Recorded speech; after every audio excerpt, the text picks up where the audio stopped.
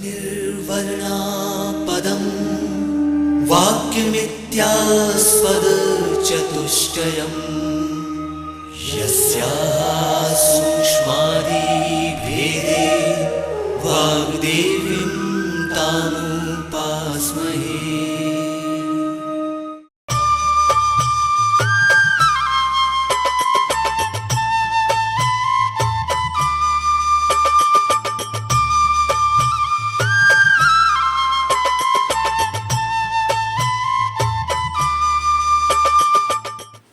नमस्कार, मैं डॉक्टर वरलक्ष्मी इंद्रकांति।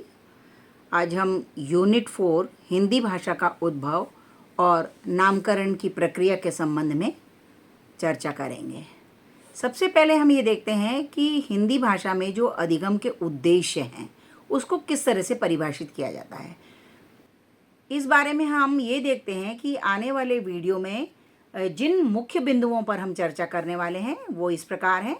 सबसे पहला है कि हिंदी भाषा का उद्भव किस प्रकार से हुआ, फिर हिंदी भाषा के नामकरण का जो इतिहास है उसके संबंध में हम जानकारी हासिल करेंगे।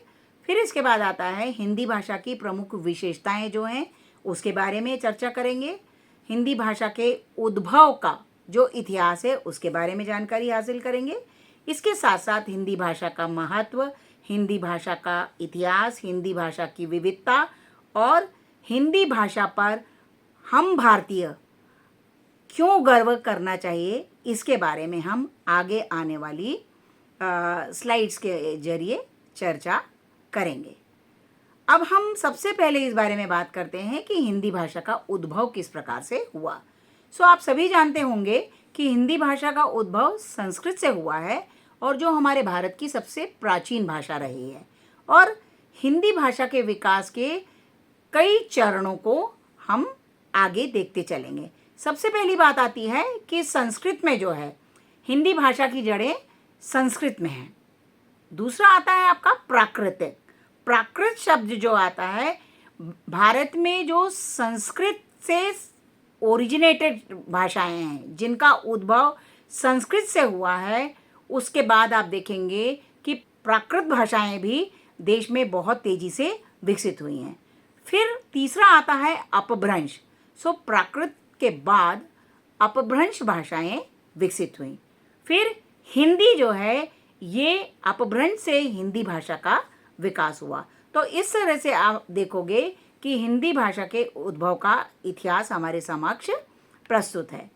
अब हम देखते हैं कि हिंदी भाषा का जो उद्भव और विकास हुआ उसकी एक बहुत लंबी और जटिल प्रक्रिया रही है और विद्वानों के बीच इस बारे में मतभेद भी हैं कि हिंदी भाषा का उद्भव कब और कैसे हुआ।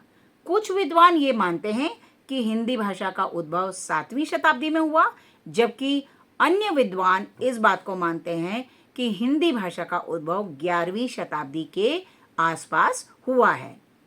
अब हम ये देखते हैं कि हिंदी भाषा के उद्भव के संबंध में कुछ सिद्धांत हैं जिसके बारे में हम आगे चर्चा करेंगे। सबसे पहली बात जिसके बारे में हमने पहले भी बात की है, संस्कृत से उद्भव का सिद्धांत। इस सिद्धांत के अनुसार हिंदी भाषा का उद्भव संस्कृत से हुआ है और संस्कृत भारत की प्राचीनतम भाषा रही है और संस्कृत से कई अन्य भाषाएं विकसित हुई हैं जिनमें से हिंदी भी एक भाषा है। फिर दूसरा इसमें महत्वपूर्ण सिद्धांत ये है कि अपभ्रंश से उद्भव का सिद्धांत। इस सिद्धांत के अनुसार हिंदी भाषा का उद्भव अपभ्रंश से हुआ। अपभ्रंश संस्कृत का ही एक रूप है जो समय के साथ विकसित होकर हिंदी में बदल गया। तीसरा आता है मिश्रण सिद्धांत। इस सिद्धांत के अनुसार हिंदी भाषा का उद्भव संस्कृत और अपभ्रंश के मिश्रण से हुआ है और संस्कृत का जो तत्सम शब्दावली और अपभ्रंश की जो तद्भव शब्दावली है, ये आप हिंदी भाषा में आकर आगे देखेंगे कि ये दोनों एक साथ मिल गए। तो संस्कृत का तत्सम शब्दावली और अपभ्रंश का तद्भव शब्दावली, ये दोनों ने मिलकर हिंदी भाषा का विकास किया। अब हम जानते हैं कि हिंदी भाषा का नामकरण किस तरह से हुआ। सबसे पहली बात हम ये देखते हैं कि जो हिंदी भाषा का नामकरण हुआ है वो हमारी भारत की ऐतिहासिक और सांस्कृतिक महत्व को दर्शाता है। वैसे देखा जाए तो हिंदी का नाम जो है या उद्गम है, आप देखोगे सिंधु शब्द से हुआ है, जो सिंधु नदी के नाम से जुड़ा हुआ था, और यह नाम इस भाषा के उद्गम और विकास को दर्शाता है।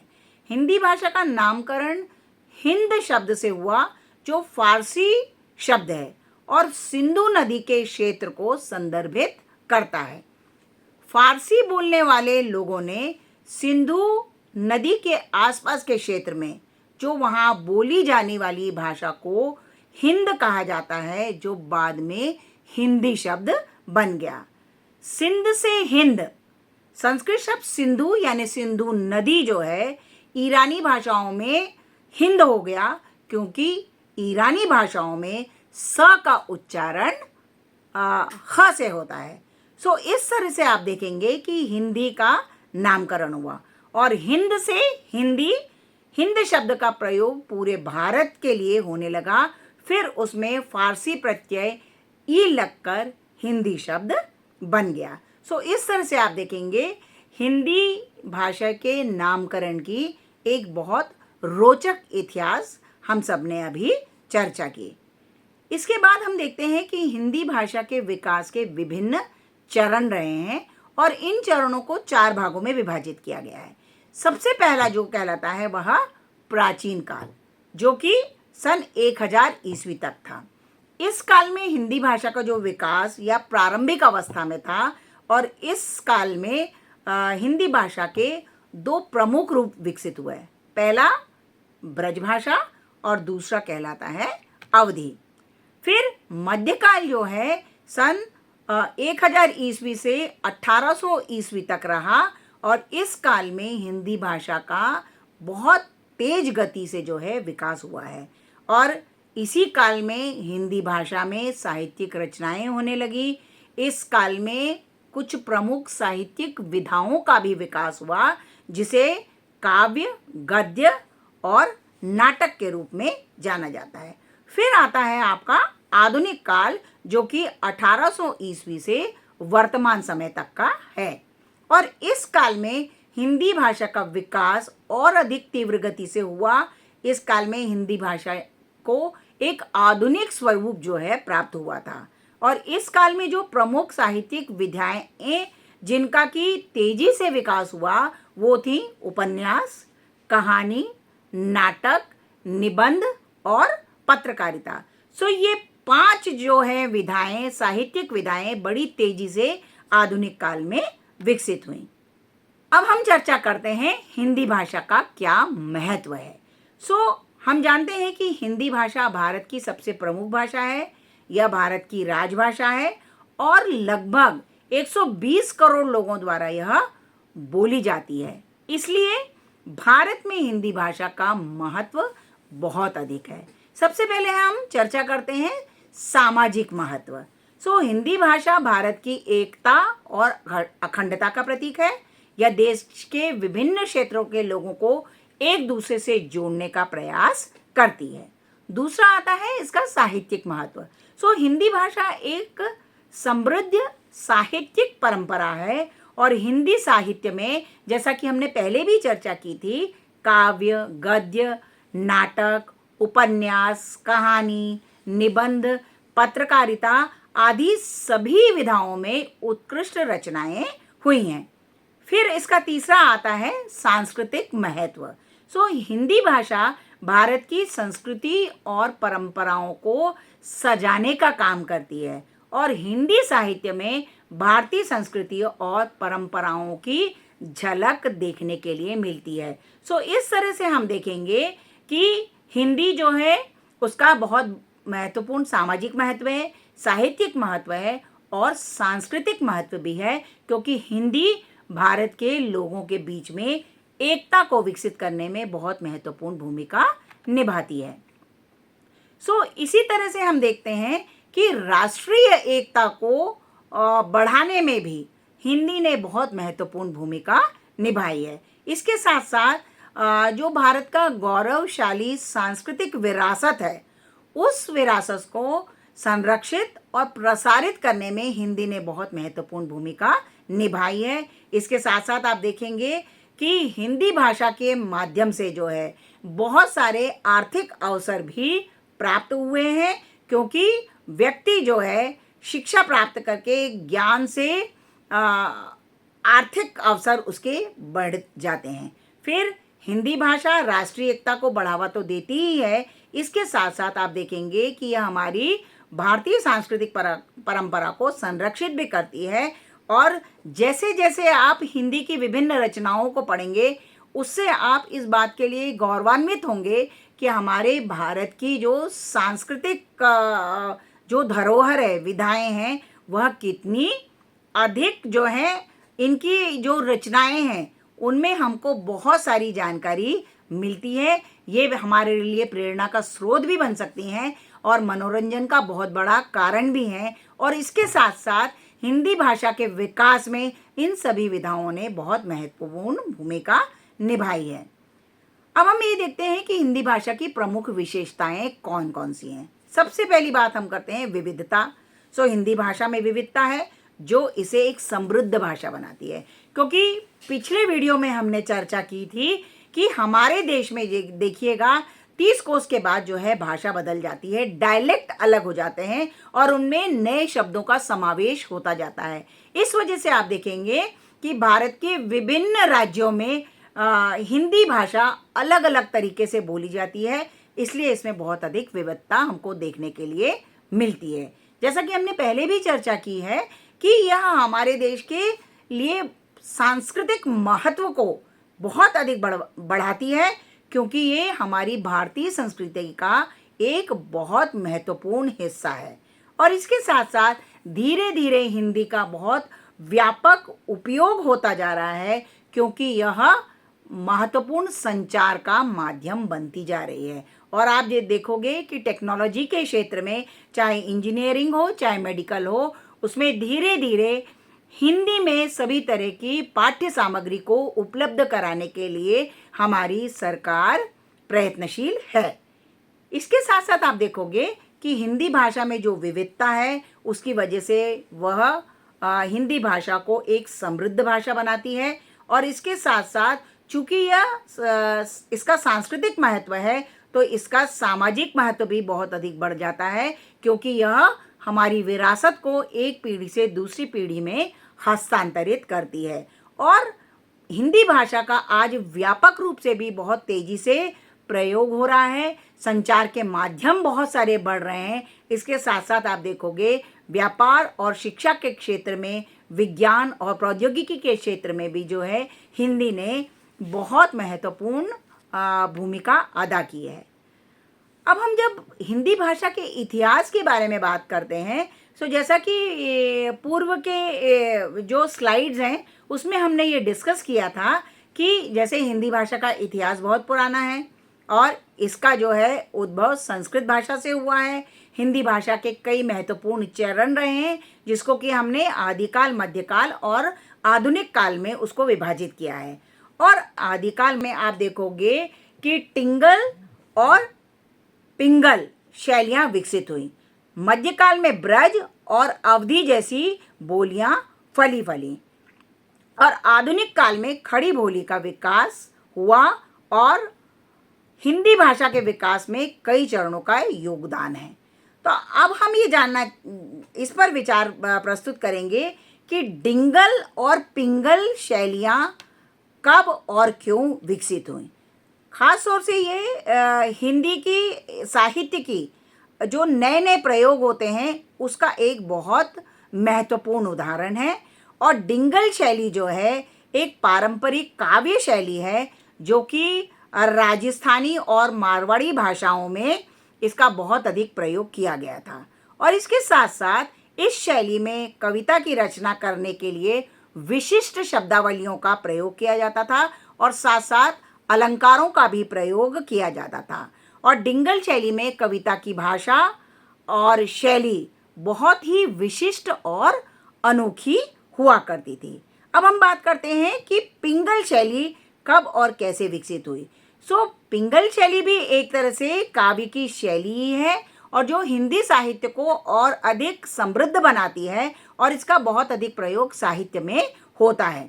और इस शैली में भी कविता की रचनाएं जो की जाती हैं वो विशिष्ट छंदों और अलंकारों का प्रयोग करके जो है हम ये देखते हैं कि ये पिंगल शैली में कविताएं रची जाती हैं। और पिंगल शैली में जो कविता की भाषा होती है, शैली होती है, वो बहुत अधिक सुंदर और आकर्षक होती है। और इन दोनों ही शैलियों का प्रयोग हिंदी साहित्य में कविता की रचना करने के लिए किया जाता रहा है और ये शैलियाँ जो हैं हिंदी कविता को एक अनोखा और विशिष्ट स्वरूप प्रदान करती हैं। सो अब आप देखोगे कि जब मध्यकाल में ब्रज और अवधी जैसी बोलियां फली फूली तो उस समय डिंगल और पिंगल विधियों ने जो है हमारे भारत की भाषा को और अधिक संपन्न बनाने में महत्वपूर्ण भूमिका निभाई। अब हम ये देखते हैं कि भाषा के विकास के कई चरण हैं। सो अभी हम चर्चा करते हैं कि इसके मुख्य चरण कौन कौन से हैं। सो सबसे पहला, जैसे हम पहले भी इस बारे में बात कर चुके हैं कि आदिकाल में क्या हुआ, चूंकि उस समय जब हिंदी भाषा के विकास की प्रक्रिया शुरू ही हो रही थी, सो वो प्रारंभिक रूप में थी और उसी समय में आप देखोगे कि डिंगल और पिंगल जैसी शैलियाँ हमारे देश में मौजूद रही हैं। फिर मध्यकाल में आप देखोगे कि हिंदी भाषा में विशेष तौर से ब्रज, अवधी और खड़ी बोलियों का तेजी से विकास हुआ और जो कि उसने हमारे उस समय रची जाने वाली साहित्य को भी बहुत अधिक इन्फ्लुएंस किया या उसका प्रभाव हमको उस समय के साहित्य में देखने के लिए मिलता है। फिर आधुनिक काल जो कि 18वीं और 19वीं शताब्दी के आसपास शुरू हुआ था, उस समय आप देखोगे कि खड़ी बोली में जो है गद्य साहित्य को बहुत अधिक प्रमुखता मिली।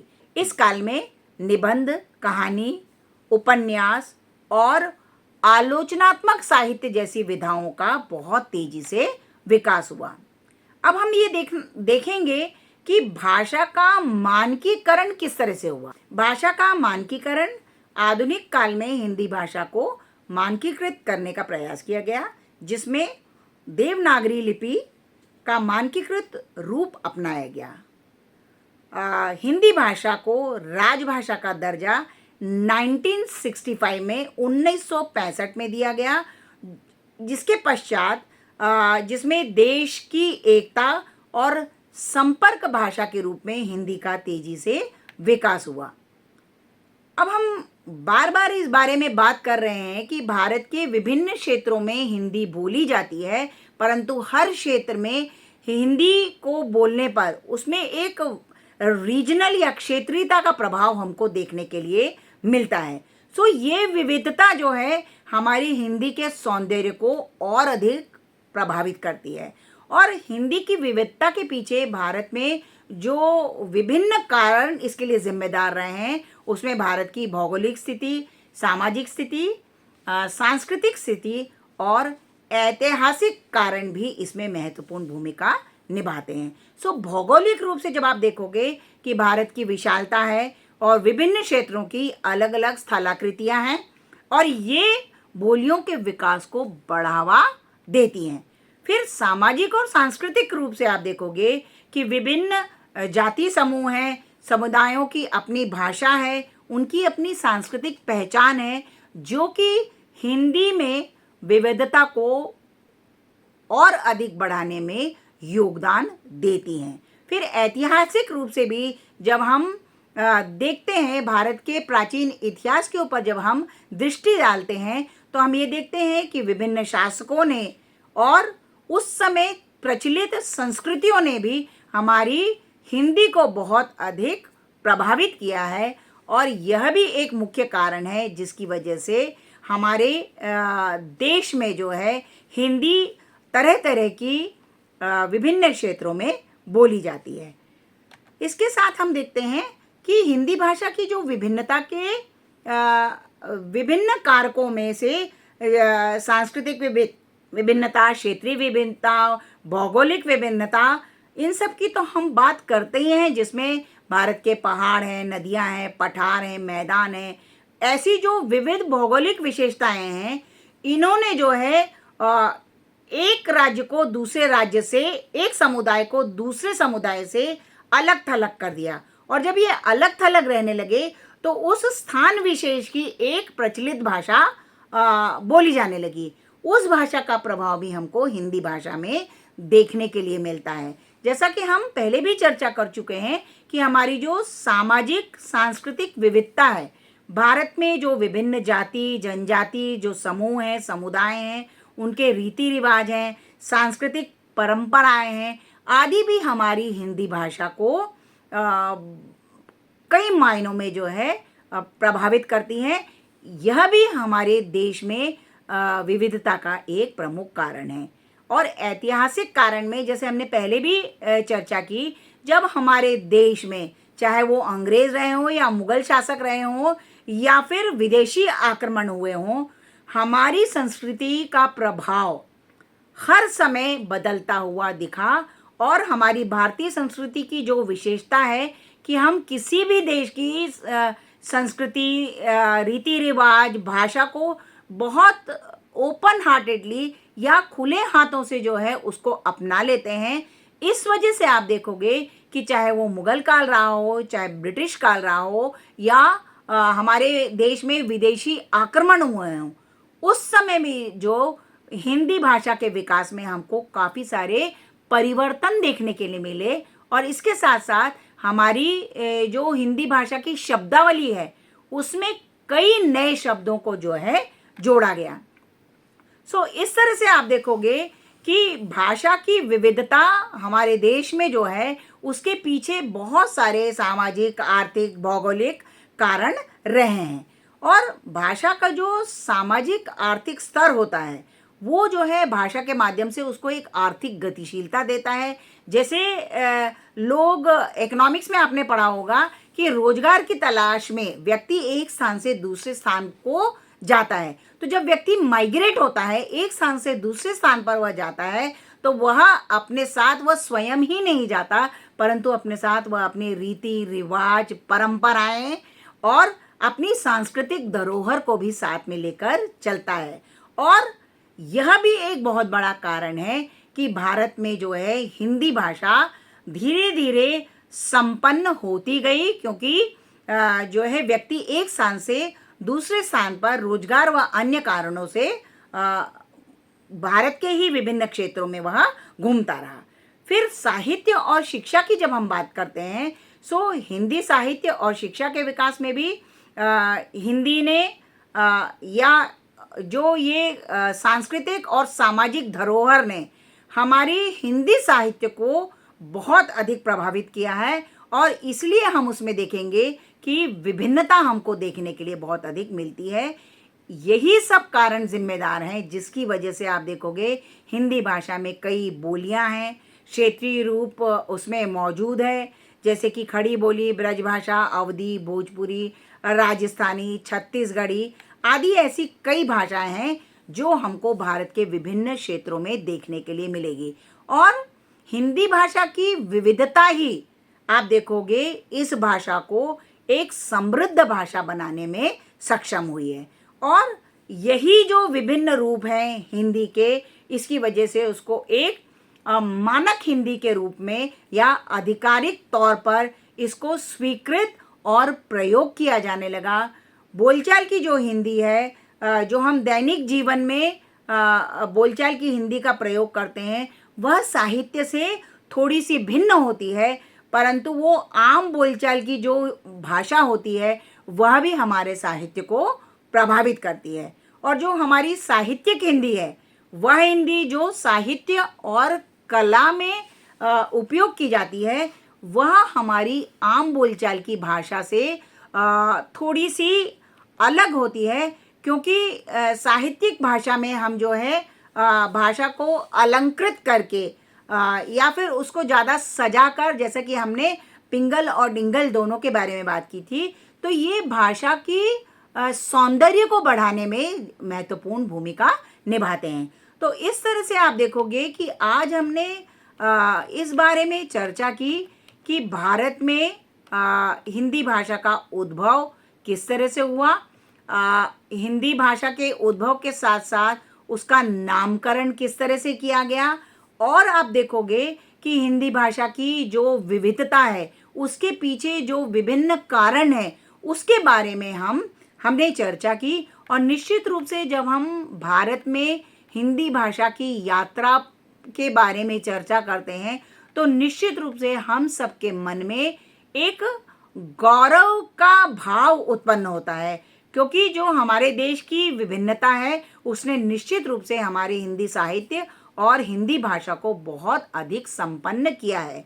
सो इस तरह से हम निष्कर्ष के रूप में ये बात कर सकते हैं कि हिंदी न केवल भारत की परंतु पूरे विश्व में एक महत्वपूर्ण भाषा के रूप में इसका विकास तेजी से हो रहा है। और हिंदी भाषा हमारी भारतीय संस्कृति का एक बहुत महत्वपूर्ण हिस्सा है और धीरे धीरे हिंदी का महत्व भी बढ़ता जा रहा है। और हिंदी भाषा के प्रयोग को बढ़ाने के लिए निरंतर प्रयास किए जा रहे हैं। और आज आप देखोगे कि हिंदी भाषा के विकास के नए अवसर प्रदान किए जा रहे हैं। इसके प्रसार के लिए हमारे देश की सरकार भी कोई बहुत महत्वपूर्ण कदम उठा रही है। और हमारे देश की जो प्रौद्योगिकी है, विज्ञान और प्रौद्योगिकी ने भी हिंदी भाषा को बढ़ाने में बहुत महत्वपूर्ण भूमिका निभाई है। और मीडिया तो निश्चित रूप से जो है आप देखोगे कि हिंदी भाषा को कई देशों तक पहुंचाने में मदद कर रहा है। सो इस तरह से जब हम हिंदी भाषा के भविष्य के बारे में सोचते हैं, बात करते हैं, तो ऐसा लगता है कि हिंदी भाषा का आगे आने वाले समय में भविष्य बहुत उज्जवल होगा। इसके महत्व और विकास को, प्रसार को बढ़ावा देने में निरंतर प्रयास सरकारी तो हो ही रहे हैं, या हम सब की भी जिम्मेदारी बनती है, हम भारतीय नागरिकों की भी जिम्मेदारी बनती है कि हम हिंदी भाषा को विश्व पटल पर जो है तेजी से बढ़ती हुई भाषा के रूप में देखें। इस तरह से आप देखोगे कि जो हिंदी भाषा की विविधता है, समृद्धि है, जो संचार के माध्यम है, इन सब ने मिलकर जो है हिंदी भाषा की लोकप्रियता को बढ़ाने में तेजी से काम किया है। सो भारत की जनसंख्या जो धीरे धीरे बढ़ती चली जा रही है, उसमें हिंदी भाषी लोगों की संख्या बढ़ रही है। हिंदी साहित्य का प्रभाव हमारे समाज पर देखने के लिए मिल रहा है। फिर हिंदी भाषा का जो साहित्य है वह हमारे लिए बहुत सरलता और सुगमता से उपलब्ध होता जा रहा है। खाली किताबों के रूप में ही नहीं, हम डिजिटल वर्ल्ड में भी जाके जिस विषय पर भी चाहें हमको ढेरों किताबें उसमें उपलब्ध मिल जाती हैं। फिर इन्हीं सब कारणों से हम कह सकते हैं कि हिंदी भाषा का आगे आने वाले समय में न केवल भारत में परंतु पूरे विश्व में जो है इसका भविष्य बहुत उज्जवल दिखाई पड़ता है, क्योंकि हिंदी भाषा एक प्राचीन भाषा होने के साथ साथ धीरे धीरे वह काफ़ी समृद्ध भाषा भी होती चली जा रही है। और भारत को जोड़ के रखने में, भारतीय एकता और अखंडता को बनाकर रखने में जो है हिंदी भाषा ने बहुत महत्वपूर्ण भूमिका निभाई है। इस तरह से आप देखोगे कि हिंदी भाषा के महत्व को, चाहे वो सामाजिक हो, सांस्कृतिक हो या साहित्यिक हो, हम हिंदी भाषा के महत्व को किसी भी तरह से नकार नहीं सकते हैं। अब इस वीडियो की समाप्ति पर इस विषय से संबंधित हम कुछ प्रश्नों के बारे में चर्चा करेंगे, जो हो सकता है आपको परीक्षा के लिए तैयारी करने में महत्वपूर्ण भूमिका निभाएंगे। सो कुछ लघु उत्तरीय प्रश्न हैं और कुछ दीर्घ उत्तरीय प्रश्न हैं। सो सबसे पहला प्रश्न आता है, हिंदी भाषा के उद्भव के बारे में संक्षेप में बताएं। दूसरा प्रश्न आता है, हिंदी भाषा के नामकरण की प्रक्रिया क्या है। फिर तीसरा प्रश्न आता है, हिंदी भाषा के विकास में भक्ति काल का क्या योगदान है। फिर दीर्घ उत्तरीय प्रश्न की हम बात करें तो हिंदी भाषा के उद्भव और विकास की प्रक्रिया पर विस्तार से चर्चा कीजिए। हिंदी भाषा के नामकरण के पीछे के ऐतिहासिक और सांस्कृतिक संदर्भों पर चर्चा कीजिए। और अंतिम प्रश्न आता है, हिंदी भाषा के विकास में विभिन्न कालखंडों के योगदान का विश्लेषण कीजिए। और इसके साथ साथ आप देखोगे कि हमने जो है आगे की स्लाइड में आपको संदर्भ ग्रंथ सूची भी दी है, और आपको ऐसा लगता है कि इस विषय पर आप अपनी जानकारी और बढ़ाना चाहते हैं तो आप इन संदर्भ ग्रंथों के माध्यम से जो है अपने ज्ञान को और अधिक जो है बढ़ा सकते हैं। इन्हीं शब्दों के साथ नमस्कार, और अगले वीडियो में हम किसी नए विषय के साथ आपके समक्ष उपस्थित होंगे। नमस्कार।